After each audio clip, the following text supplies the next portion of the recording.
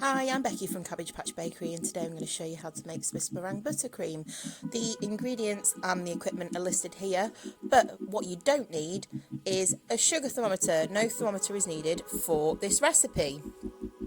So we're going to weigh out our ingredients. These are large free-range eggs. I use around about 4 and a bit eggs to weigh out 150 grams worth of egg whites.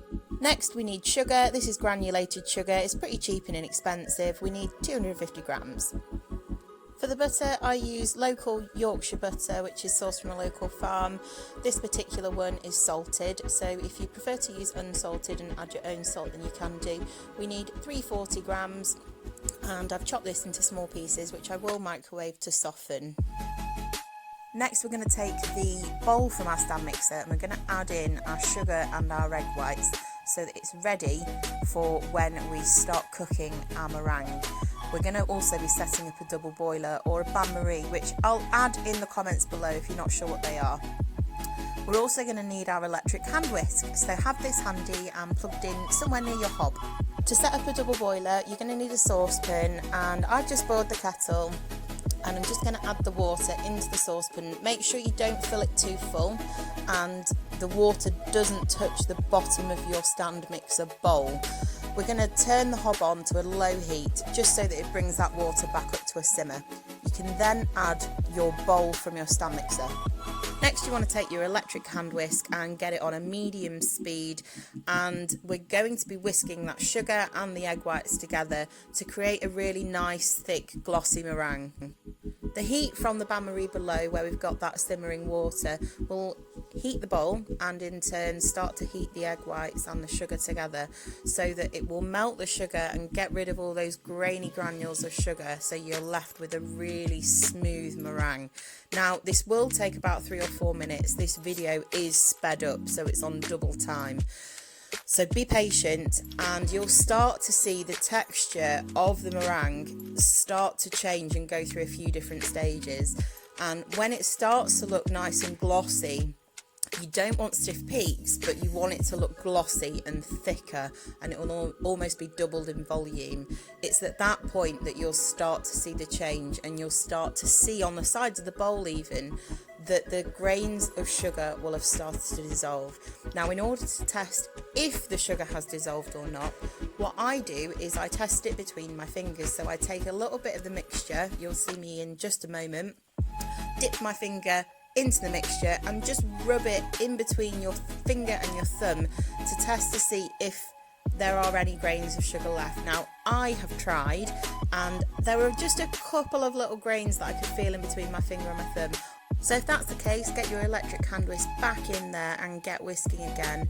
It might not take too long between tests, but keep testing, and as soon as you feel that the egg whites are warm and the sugar has dissolved when you test it in between your finger and thumb, then you're ready to add your bowl to your stand mixer.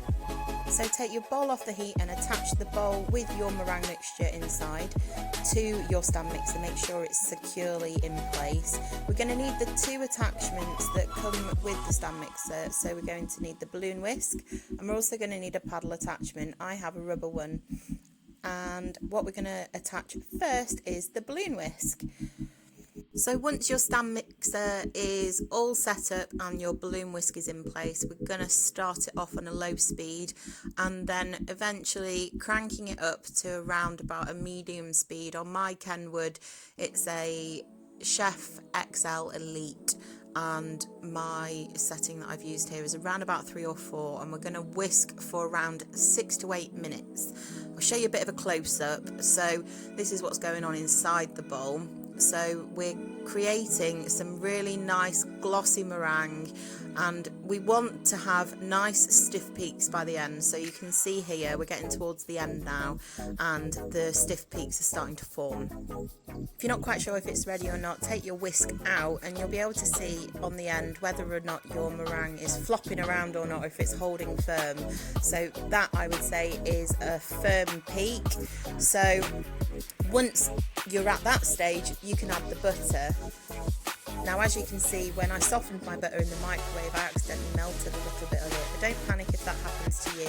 It will still work, and I'll show you, because I didn't have time to muck around with letting it harden up a little bit. So once I've added my butter in, I've attached my paddle attachment, and I'm going to crank it back up to a medium speed and just wait for it all to incorporate and for the buttercream consistency to come together. So once you've got to that stage, it should only take about 3 or 4 minutes. You can then add any flavouring as you wish or colour it, and the buttercream itself is great for piping. You can add it as a filling for cakes, you can cover your cakes with it, and it will set really hard once it's put in the fridge. So you should end up with this really lovely, smooth, grain-free buttercream without the need for any sugar thermometers, and this recipe will cover and fill a 6-inch cake or even double it up for an 8-inch cake. I hope you've enjoyed watching, guys, and I hope this was really helpful. Please subscribe to our channel, give us a like. Thank you so much for watching. Bye!